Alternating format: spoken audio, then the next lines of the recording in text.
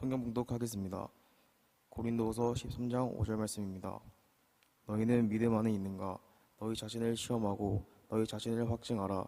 예수 그리스도께서 너희 안에 계신 줄을 너희가 스스로 알지 못하느냐? 그렇지 않으면 너희는 버림받은 자니라. 아멘. 아멘. 고린도후서 13장 5절의 말씀입니다.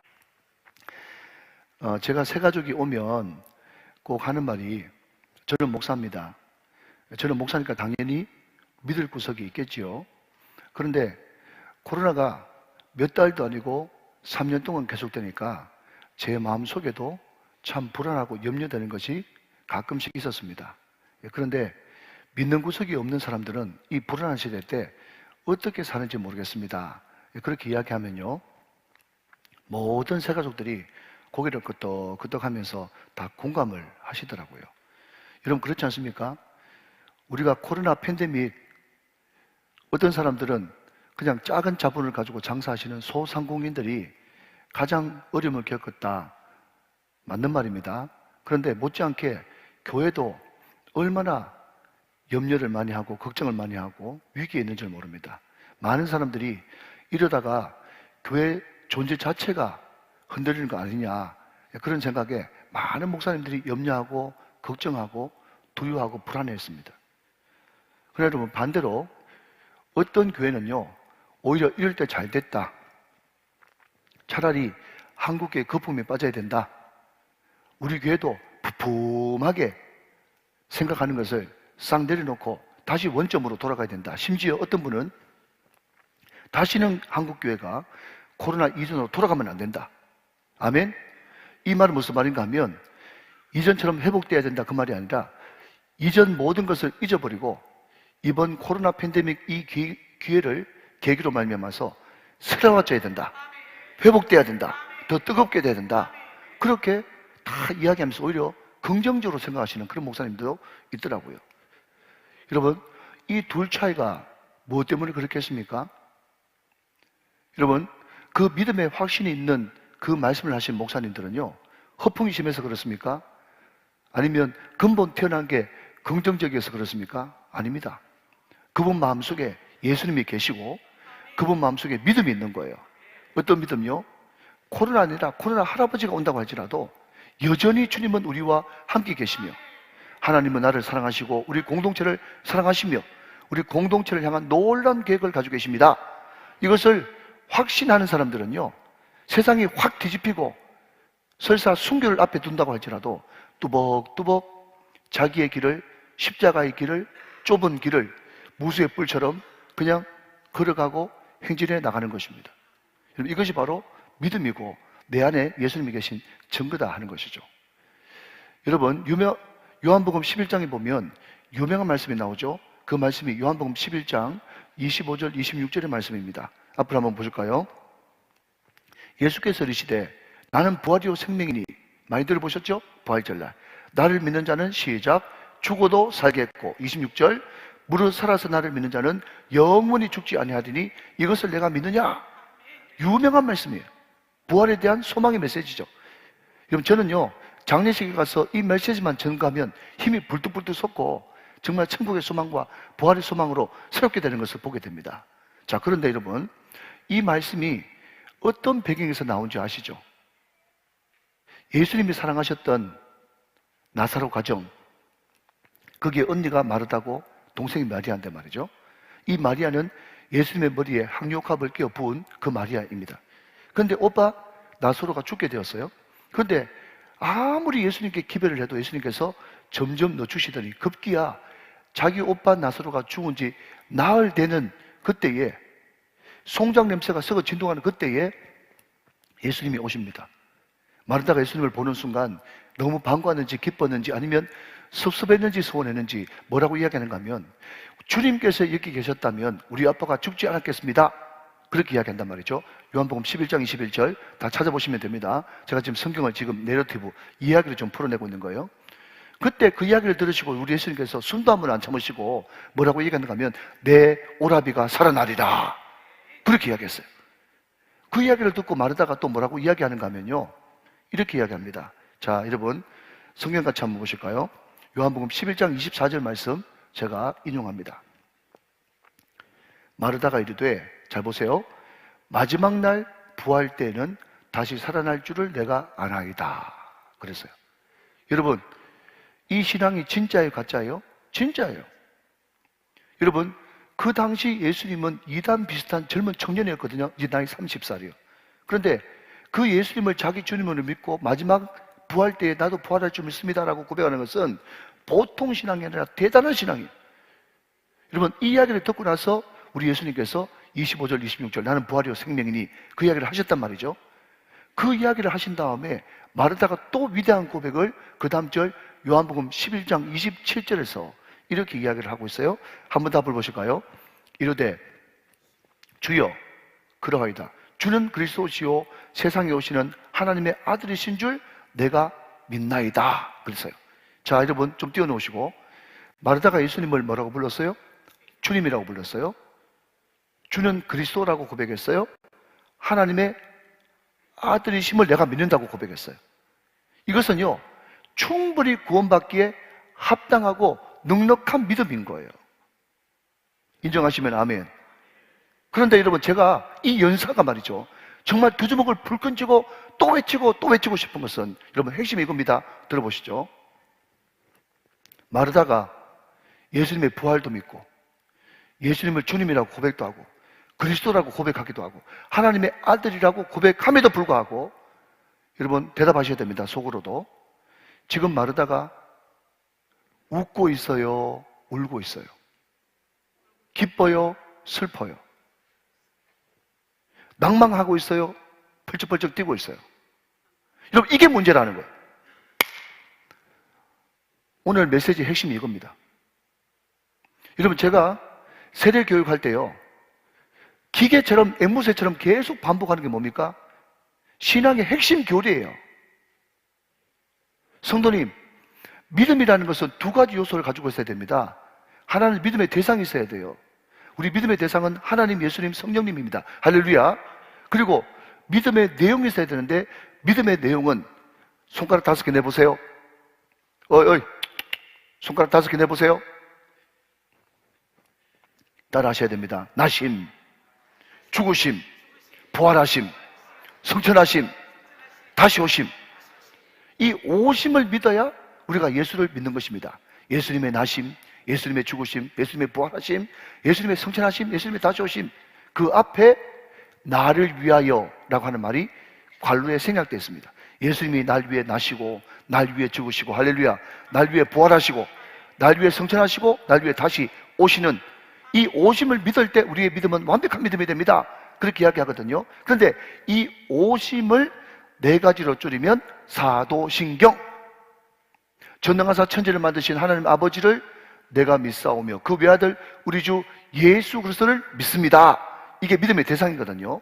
그러면 뭘 믿습니까? 믿음의 내용이 뭡니까? 그러면요, 이는 성령으로 잉태하사 동정녀 마리아에게 나시고 본디오 빌라도에게 권한을 받으사 십자가에 못 박혀 죽으시고 장사한 지 사흘 만에 죽은 자 가운데서 다시 살아나시며 하늘에 오르사 전능하신 하나님 우편에 앉아 계시다가 저리로서 산자와 죽은 자 심판하러 오시리라. 이게 오심이란 말이죠. 믿음의 내용과 믿음의 대상, 이 모든 것이 싹 들어가 있어요. 자, 그러면 여러분, 요한복음 11장과 비교해서 여러분에게 던지고 싶은 것은, 여러분 아멘 하셔야 됩니다. 우리 믿음의 대상이 하나님, 예수님, 성령님이신 것을 믿습니까? 예수님이 날 위해 오심, 날 위해 죽으심, 날 위해 부활하심, 날 위해 성천하심, 날 위해 다시 오심을 믿습니까? 아멘이죠. 우리는 다 아멘이에요. 그리고 여러분, 2-3사람이 내 이름으로 모인 곳에 나도 너희들 중에 함께 있다는 이 사실도 믿어요. 그렇다면 여러분, 하나 더 물어볼까요? 그렇다면 왜 슬퍼하십니까? 그렇다면 왜 걱정하시죠? 그렇다면 왜 염려하시죠? 이게 여러분, 우리가 고백하는 고백, 우리 머리에 들어있는 이 지적인 믿음하고 실질적으로 내 삶의 신앙과 믿음하고 너무 괴리 차이가 난다는 거예요. 그러면 또 질문하는 거죠. 그러면 아는 것은 찰떡같이 잘 아는데 사는 것은 여전히 슬프고 염려되고 걱정되고 두렵고 불안하고, 이것이 과연 진짜 믿는 거냐?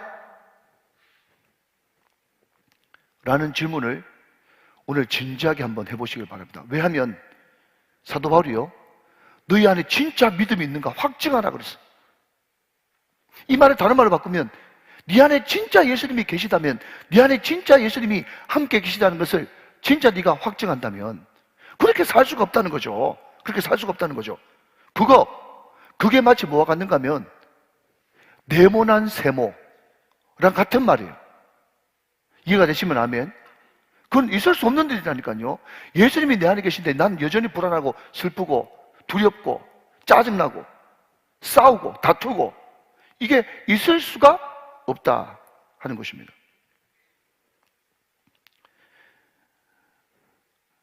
여러분, 이것을 좀 정반대로 제가 한번 바꾸면요, 여러분, 우리는 조지 뮬러라고 하는 사람을 잘 알고 있습니다. 이 사람은 5만 번 기도응답을 받은 사람이고, 그 당시에 수천 명 고아들을 길러냈던 사람이에요. 그런데 그 수천 명의 고아들을 길러내면서도 한 번도 걱정해 본 적이 없어. 왜 걱정이 안 되는 줄 아세요? 당장 먹을 것이 떨어졌는데, 지금 운동선하는데 보일러가 고장나는데 걱정하잖아요. 왜 걱정하지 않았냐? 기도할 때마다 응답받거든. 그러니까 여러분, 걱정을 안 해요. 여러분, 기도한다는 것은 뭘 의미하죠? 하나님이 나와 함께 계신다는 것을 의미하고, 하나님이 지금 내 소리 들으신다는 것을 의미하는 것이거든요. 그러니까 내 안에 계신 예수 그리스도를 확신하니까 조지 뮬러는 걱정을 안 했단 말이죠. 기도하면 되지 뭐. 그러니까 심지어 여러분, 그 음동선 안에 하나님께서 훈풍을 불게 하셔가지고 보일러 고장나도 훈풍을 불게 하셔가지고 안 얼어 죽게 만드시는 하나님을 날마다 경험했단 말이에요. 그게 여러분, 내 안에 예수 그리스도를 모신 사람의 특징이에요. 슬퍼할 수밖에 없고 염려할 수밖에 없는 그 삶의 현장인데도 염려 걱정이 안 돼. 슬프지 않아. 왜? 하나님이 나와 함께 계시니까. 은밀하게 이야기하자면 이과 내 안에 계신 예수 그리스도, 내 안에 예수님이 살아계시니까. 할렐루야. 잘 점검해 보시기 바랍니다. 여러분, 허더슨 테일러라고 하는 중국 선교의 아버지가 있어요. 이 사람이요, 선교회에서 잘린 사람입니다. 그래서 외국 사람이든 우리나라 사람들이든 뭔가 좀 잘리고 그래야 좀 유명해지는 것 같아요. 왜 이 사람이 자기가 파송한 그 선교에서 잘렸는가 하면요, 너무 과격한 거예요. 너무 과격하다는 말은 믿음이 너무 좋다는 것을 의미합니다. 그 당시 영국 사람들은 굉장히 이성적이고 합리적인 것을 좋아했는데 과격하게 막 밀어붙이니까요, 선교에서 도무지 우리 선교하고 방향이 안 맞다 그래가지고 제명시킨 사람이에요. 허더슨 테일러가. 아시겠어요? 그 왜 제명됐냐? 허더슨 테일러가 가만히 보니까 그 당시에 수많은 서구 유럽에 선교사들이 많이 들어왔는데 다 상해를 중심으로 한 해안가에만 다 있어. 왜 해안가에 있는 줄 아세요? 그래야 선교비 받거든. 그때 당시에는 비행기가 흔쾌하잖아요. 뭐 그때 비행기 있었는지 안 있었는지 모르겠어요. 라이트 형제 언제인지 한번 찾아보세요. 아무튼 여러분, 그때 모든 교통수단, 보편적인 교통수단에 비었기 때문에 그 상해에 안 살면 선교비를 못 받는 거예요. 그래서 선교비 받아가지고 잠깐 들어갔다 나오고 잠깐 들어갔다 나오고, 이게 중국 선교의 전부였어요. 그런데 허더슨 테일러가 생각할 때는 이건 아니거든. 진짜 오리지널 중국 사람들, 정말 복음이 필요한 사람, 한 번도 복음을 안 들은 사람은 내륙에 다 있는데 다 해안가 중심으로만 깔짝깔짝거리면서 복음 전하면 어떻게 되겠냐? 그렇게 판단하고는, 여러분, 저는 판단 못합니다. 왜? 저는 중국 선교사를 안 갔기 때문에 그 선교사를 함부로 이야기할 수 없어요. 그렇지만 허더슨 테일러는 자기는 직접 겪은 사람이잖아요. 이건 아니다 싶어가지고 내륙에 막 들어가가지고 말이죠, 또 중국 사람들이 했던 그 헤어스타일을 하고 중국 사람들이 입었던 옷을 똑같이 입고 막 하니까 이 영국 선교에서 볼 때는 너무 과격한 거예요. 그렇지만 여러분, 허더슨 테일러는 잘린다고 해서, 선교비 못 받는다고 해서 눈 깜짝 안 했습니다. 왠지 아세요? 그 마음속에 믿음이 있었거든요. 어떤 믿음요? 자, 여러분 한번 들어보시기 바랍니다. 하나님이 기뻐하시는 하나님의 일에 하나님의 공급하심은 절대 부족하지 않습니다. 이 믿음이 허더슨 테일러의 고백이요, 이것이 나의 고백이고 여러분의 고백이 돼야 될 줄을 믿습니다. 돈에 쩔쩔매고 환기에 막 눌려가지고 어쩔 줄 몰라 하지 말고 한 번 더 따라하시기 바랍니다. 하나님이 기뻐하시는 하나님의 일에 하나님의 공급하심은 절대 부족하지 않습니다. 믿습니까? 이 이야기를 듣고 어떤 또 사람은요, 목사님 그거 리빙스톤이 이야기한 건 아닙니까? 리빙스톤도 이야기했어. 니는 리빙스톤만 알지 난 허드슨 텔러도 알아. 이 말이 무슨 말인가 하면요, 그 고백이 여러분 한 성령 아니겠어요? 한 성령? 한 성령인데 왜 그 고백을 리빙스톤만 고백해야 됩니까? 여러분 그런 체험 못 하셨습니까? 저는 체험했거든요. 그러니까 여러분 이것은 리빙스톤의 고백이기도 하고 아드람 저더슨의 고백이기도 하고 허드슨 텔러의 고백이기도 하고 여러분 사도 바울의 고백이기도 하고 우리의 고백이기도 해야 되는 것입니다. 아멘이십니까 여러분? 다시 한번요, 하나님이 기뻐하시는 하나님의 일에 하나님 공급하시면 절대로 부족하지 않습니다. 여러분 이것은 우리의 고백이 돼야 되는 거예요. 여러분 지난 주간에 저한테 엄청난 강행군이었어요. 일주일 동안 목사님, 장로님, 사모님, 또 권사님 130분 모시고 막 뺑뺑 돌렸어. 막 레크레이션도 하고 찬양 집회도 하고 기도회도 하고 통성으로 기도합시다. 그러니까 막 목사님들 막 쏟아져 내와가지고 말이죠, 사모님들이 엉엉 울고 대역사가 벌어졌어. 여러분 그런 역사를 볼 때마다 하나님께서 정말 내 안에 계시는구나, 하나님께서 정말 나를 붙들어 사용하시는구나, 그것을 확신할 수가 있었습니다. 그리고 여러분 일정이 겹치는 바람에 어제 저희 아버님 생신을 했어. 먹저지근하게 했습니다. 그러니까 여러분 굉장히 몸이 피곤하고 힘들겠죠. 그런데 또 내 안에 계신 성령님께서 강단에 서니까 샘을 주시네요. 할렐루야. 자 여러분 제가 말씀드리고 싶은 것은 잘 들어보십시오. 제가 지금 어제 뭘 했다고요? 대답하면서 들어보세요. 어제 제가 뭘 했다고요? 저희 아버님 생신했습니다. 생신했다는 말은 우리 아버지가 있단 말이요, 없단 말이요? 있단 말이죠, 그죠? 자, 그런데 어느 누가 저를 전혀 모르는 분이 그래, 목사님 아버님은 살아계십니까? 그렇게 이야기하면 살아계시면 살아계시다, 먼저 돌아가시면 돌아가셨다, 그렇게 이야기를 해야지. 우리 아버님이 살아계심을 믿습니다. 믿길 뭘 믿어? 이거는 여러분 말이 아닌 거예요. 다시 한번 바꿔볼까요? 당신한테 아들 있습니까? 아들 있으면 있다, 없으면 없다예요. 아니면 아들이 있는데 군대 갔든지, 아들이 있는데 그냥 결혼했든지, 아들이 있는데 유학 갔다든지, 그렇게 이야기해야 되지. 나는 내 아들이 있음을 믿습니다. 그게 말이요, 말이 아니요? 말이 아니잖아요. 여러분 와 같다는 거예요. 무슨 말인가 하면 당신 안에 예수님이 계십니까? 하나님이 계십니까? 성령님이 계십니까? 왜냐하면 성경 말씀 보니까 성령님을 하나님의 영, 예수님의 영이라고 이야기했기 때문에 내 안에 하나님 계십니다, 내 안에 예수님 계십니다, 내 안에 성령님 계십니다, 다 같은 말이요. 여러분 요한복음 14장 말씀해 보니까요, 예수님은 어디 계시냐? with, 나와 함께 계시고, alongside, 내 곁에 계시고, 예수님은 in and Christos, 내 안에 계셔. 그리고 우주 가운데 편만한 주님이야. 아멘이십니까 여러분? 그러니까 여러분 내 안에 예수님 계시면 계시는 거고 안 계시면 안 계시는 것인데, 어디서 서양의 이상한 화법을 배워와가지고 예수님이 내 안에 계심을 나는 믿습니다, 쓸데없는 소리 하고 왔어요. 여러분 그러면 예수님이 내 안에 계시다고 하는 증거가 있지 않겠습니까? 물론 여러분 순복음교회에서는요 이것을 표적 방언이라 그래가지고, 방언이 표적 방언이야, 방언을 해야만 성령 받았다고 하는 사인이기 때문에 표적 방언이라고 이름했는데, 그것은 전혀 성경적이 아니고 여러분 체험보다 중요한 것은 하나님의 말씀이에요. 그러면 여러분 제가 간단하게 7가지로 여러분에게, 여러분이 정말 여러분 안에 성령께서 계신가, 성경을 모르는 분은요 모르기 때문에 여러분 안에 계신데도 착각할 수가 있어. 그래서 제가 7가지 말씀드릴 테니까 여러분 항상 마치는 시간 똑같습니다. 간단하게 말하지만 이것이 여러분에게 리트머스 시험지야. 그래서 여러분 잘 적어마셔서 딱 적어놨다가 정말 여러분이 예수를 영접하고 내 안에 예수님이 계신 것이 확실하면 감사하시고, 만약에 내 안에 예수님이 없는 것 같다 그러면 오늘 영접하시면 되는 거예요. 믿으시면 아멘. 자, 그러면 첫 번째, 내 안에 예수님이 계시는 증거, 예수님을 주님이라고 부른다는 사실이에요. 예수님을 주님이라고 부른다. 자, 여러분 하나님 말씀 같이 읽겠습니다. 고린도전서 12장 3절 말씀을 저와 같이 또박또박 읽도록 하겠습니다. 고린도전서 12장 3절의 말씀입니다. 고린도전서 12장 3절 말씀, 영상실 좀 도와주세요. 네, 준비가 안 됐나요? 제가 그럼 읽을까요? 제가 읽습니다. 고린도전서 12장 3절 말씀 제가 한번 읽어볼게요. 그러므로 내가 너에게 알리노니 하나님의 영으로 말하는 자는 누구든지 예수를 저주할 자라 하지 아니하고, 그 다음 또 성령으로 아니하고는 누구든지 예수를 뭐라고요? 주시라 할 수 없느니라 그랬어요. 사랑하는 여러분, 체험을 믿기 전에 말씀을 믿으세요.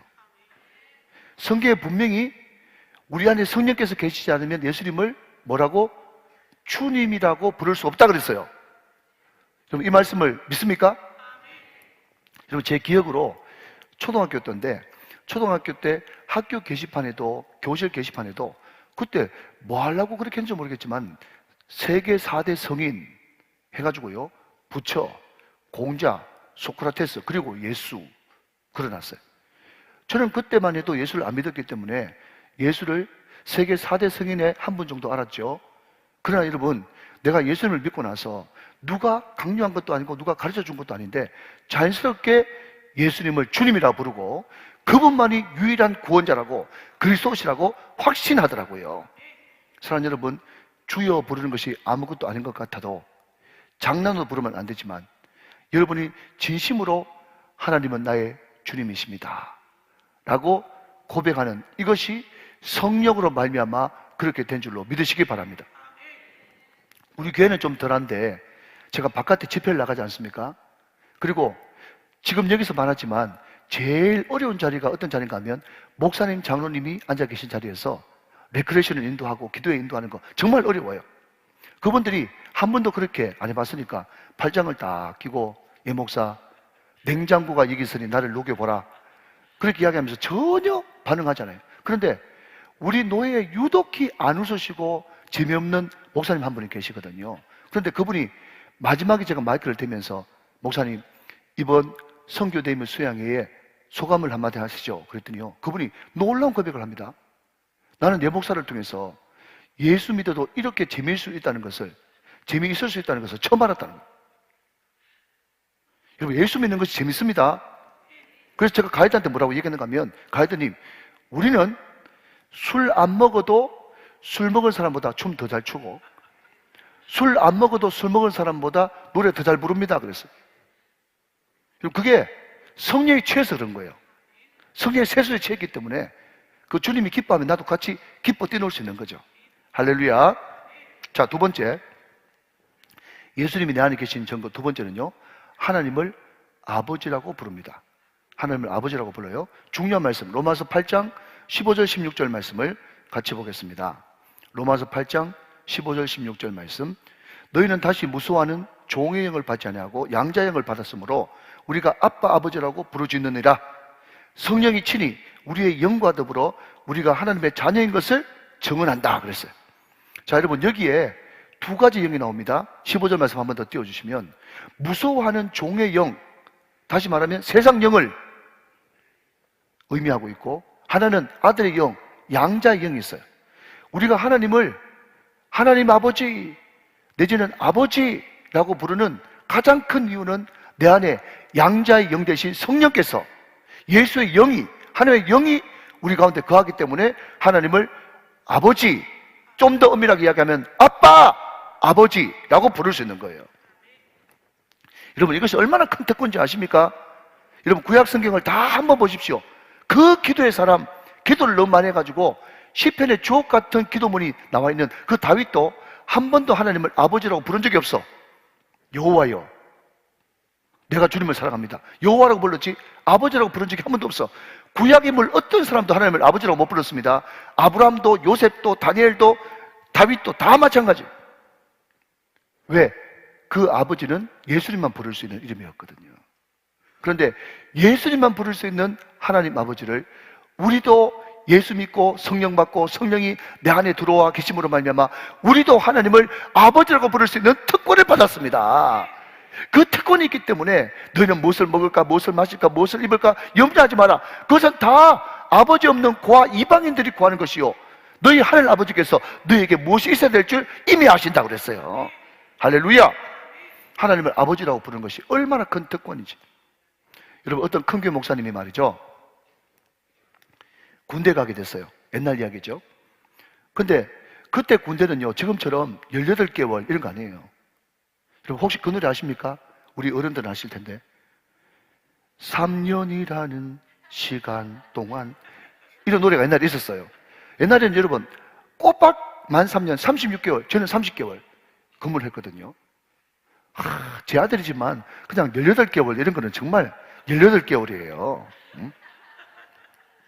근데 이 목사님이 3년 동안 이때까지 공부하느라 책 보느라 기도를 많이 못 해가지고 그냥 기왕 군대 가는 거 거기 가서 기도 실컷 하고 와야 되겠다 해가지고요. 이제 훈련소 마치고 나서 자대 배치 받아가지고는 중대장하고 면담을 하는데 그 이등병이 하늘 같은 중대장한테 뭐라고 얘기했는가 하면, 중대장님, 제가 새벽 2시부터 4시까지 그냥 말뚝으로 근무 쓰면 안 되겠습니까? 그렇게 이야기했더니요, 무슨 이런 군대 체질이 다 왔나 싶어가지고 중대장이 너무너무 좋아하더래요. 그 이야기를 고참 앞에 사니까 말이죠, 원래 이등병들, 고참들 그들도 보지도 않거든요. 근데 이 이병이 말이죠, 새벽 2시부터 4시까지 말뚝으로 고정으로 보조 쓴다 그랬더니 막 병장하고 막 상병들이 와 하면서 막 박수를 막 치더래요. 그래서 이제 2시부터 4시까지 이제 근무를 서는 겁니다. 그런데 한 1개월, 2개월 정도 보조 서가지고, 여러분 그때만 해도 이등병들 절대로 휴가 같은 거 안 내보내주거든요. 여러분 제가 그 군대 훈련소에서 사단장 표창 받았다는 것 아닙니까? 좀 알아주면 좋겠어요. 투스타 사단장 표창 제가 받았거든요. 그런데도 너 자대 가면 뭔가 조치해 줄 거다 했는데 이등병들은 안 보내줘. 전 이등병 6개월 했거든요. 그런데 이등병인데 3개월도 안 돼가지고 포상휴가 보내주는 거예요. 이게 도대체 무슨 일인가 싶어가지고 이 사람은 그냥 내가 새벽에 근무 열심히 했으니까 보내주나 싶어서 그냥 갔다 왔대요. 갔다 오니까 중대장이 자기를 부르더만은 하는 말이 심각한 얼굴을 하면서 아버지 괜찮더냐 물어보는 거예요. 아버지 괜찮더냐? 아버지 괜찮은데요? 아버지한테 편찮지 않고 괜찮은데요? 그러지 말고 그냥 이야기하라고 그렇게 이야기하더래요. 괜찮습니다 그렇게 이야기했더니 중대장이 하는 말이, 너는 모르지만 내가 몰래 야밤에 너 근무 쓸 때 잘 쓰고 있나 수술 나가보니까 네가 계속 아버지를 부르더라. 아버지를 부르더라는 거예요. 중대장이, 믿음 없는 중대장이 볼 때는 이 큰일 났구나 지금, 아버지가 무슨 문제가 생겼다 지금, 편찮든지 아니면 뭐 사업이 망했든지 뭐 아버지가 도망갔든지 분명히 무슨 일이 생겼다 하고는 아버지 괜찮냐 계속 묻는 거예요. 그러니까 이 이등병이 그때서야 깨닫고 그 아버지가 그 아버지가 아니고 그 아버지가 그 아버지라고 그렇게 이야기를 해가지고 한참 설명하니까 중대장이 알아봤다는 거예요. 여러분 어떤 사람은요 기도하는데, 제가 부교사 생활을 오래 했잖아요. 근데요 절대로 대표기도 하는데 아버지라는 소리 못합니다. 여호와여 여호와여, 하나님이여 하나님이여 이래 부르지 아버지라 못 부릅니다.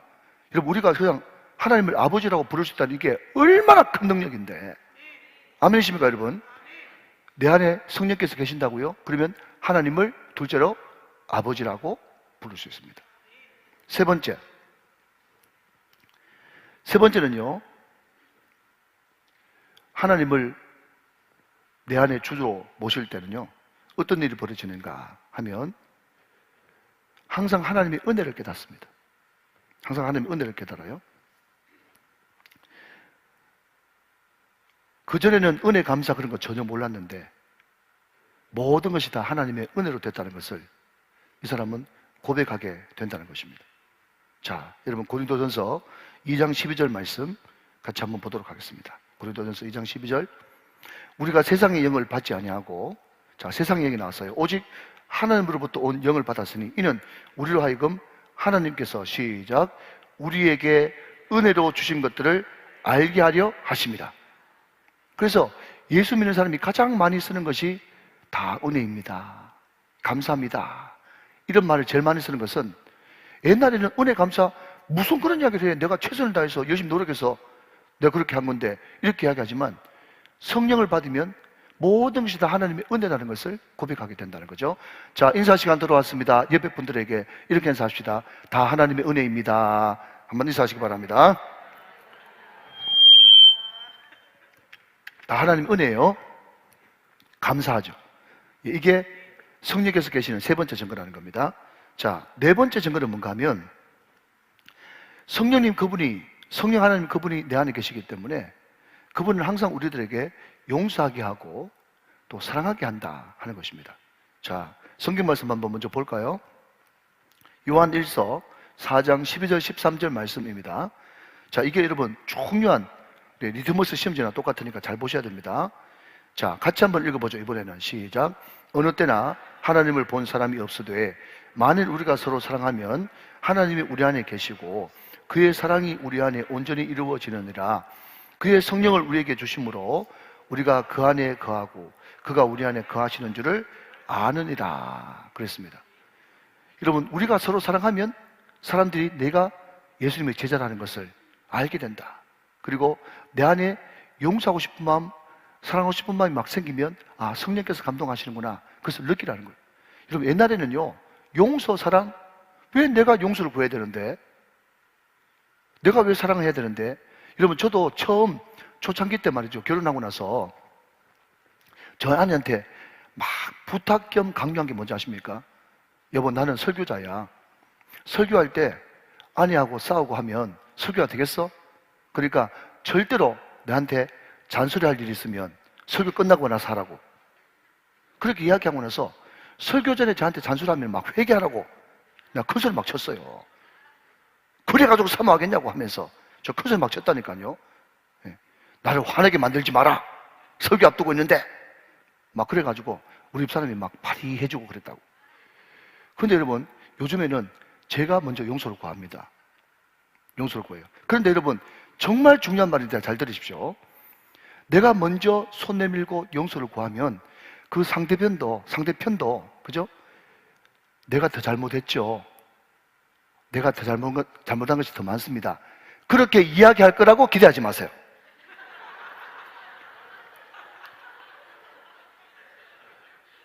절대로 그렇게 이야기 안 합니다.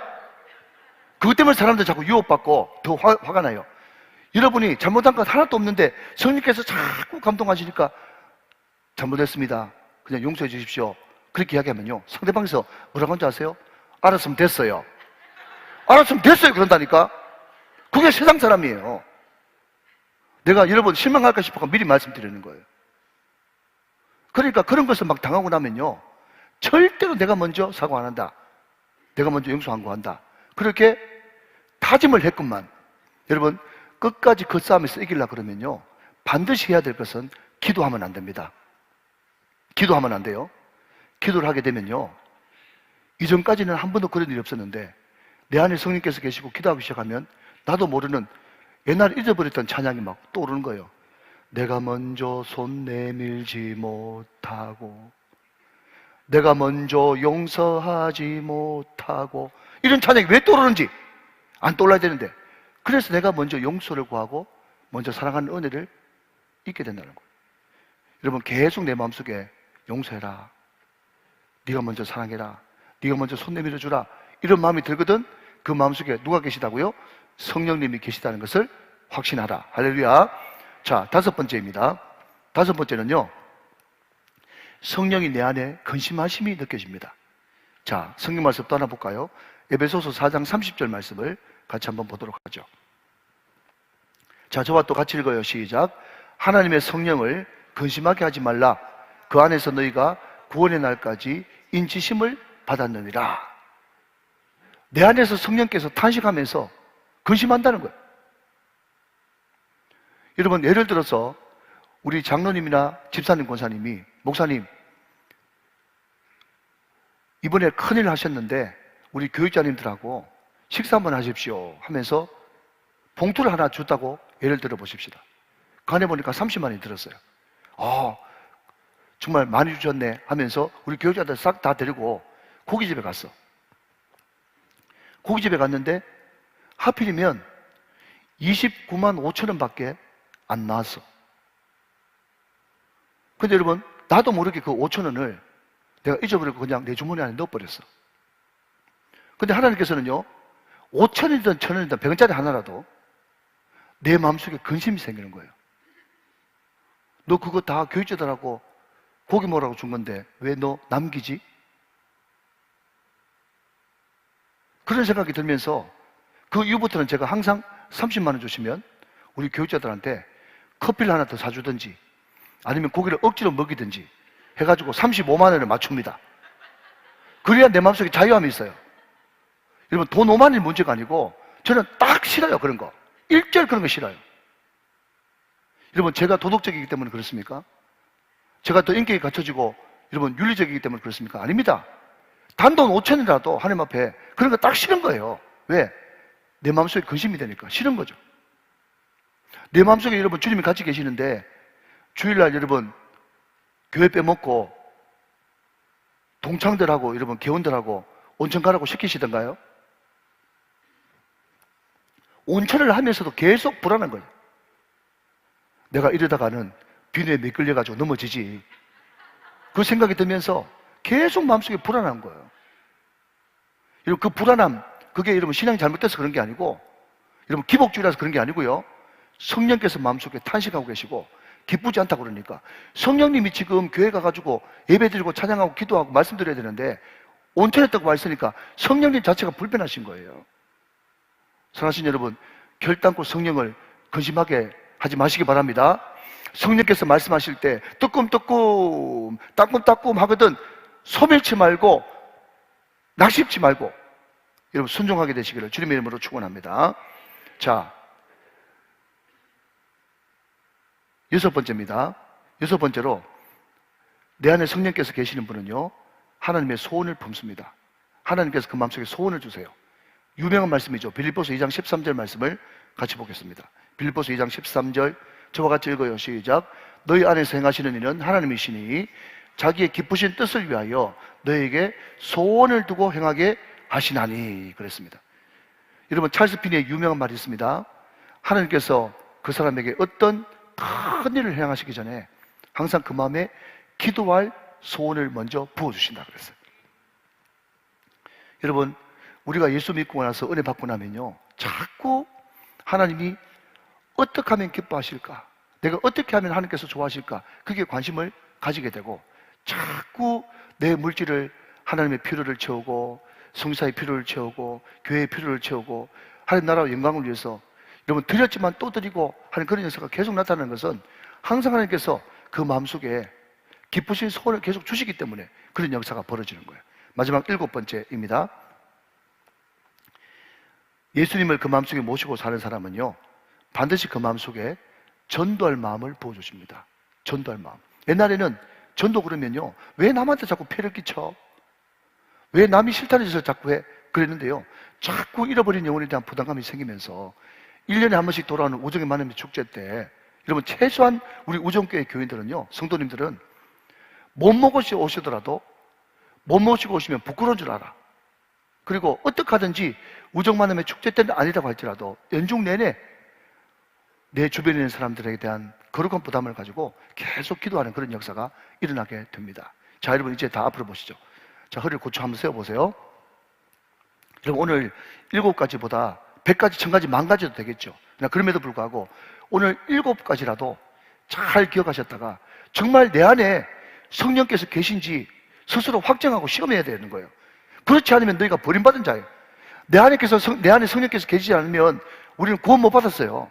그러니까 이것은 대충 넘어갈 일이 아니고 너무너무 중요한 일이라고요. 자, 여러분 순서 틀려도 괜찮습니다. 저와 같이 복습하면서 과연 성령께서 내 안에 계신 증거 7가지를 한번 읊어봅시다. 첫 번째는 뭐죠? 예수님을 주님이라고 부른다. 두 번째는요, 하나님을 나의 아버지라고 부른다. 세 번째는요, 항상 내 마음속에 은혜의식이 있다. 하나님의 은혜로 된 것이구나. 네 번째는요, 용서와 사랑의 마음을 주신다. 다섯 번째는요, 성령의 근심을 내가 알아차리게 된다. 여섯 번째는요, 마음에 주님께서 기쁜 소원을 늘 품게 된다. 일곱 번째는요, 전도하게 된다. 할렐루야. 여러분 7가지를 여러분 이번 주 한 주간 깊이 한번 묵상해 보십시오. 여러분 더 중요한 것은 마지막 이제 말씀해 주면서 한마디만 더 하겠습니다. 더 중요한 것은 내가 모태신앙인가, 우리 아버지가 목사인가, 우리 아버지가 장로님인가, 우리 어머니가 기도 많이 하는 권사님인가 전혀 소용없습니다. 다시 말씀드리지만 내가 예수 믿은 지 10년 됐냐 30년 됐냐 전혀 소용없습니다. 중요한 질문을 먼저 하세요. 나는 언제부터 주님과 친밀하게 지내고 있는가? 이게 정답이에요. 나는 어떤 일을 만날 때마다 묻고 듣고 순종하는 이 주님과의 깊은 교제 가운데 나는 지금 살고 있는가? 이것을 물으셔야 됩니다. 주님이 친밀하지 않다면 하나님을 아버지라고 부르지만 차라리 하나님을 아버지라고 부르는 게 아니라 아저씨처럼 느껴진다면 여러분 이 시간 철저하게 회개하고 다시 한 번 더 예수님을 내 마음 가장 소중한 곳에 모셔드리고 그분께 묻고 듣고 순종하면서 친밀한 하나님과의 교제가 있어야 되는 것입니다.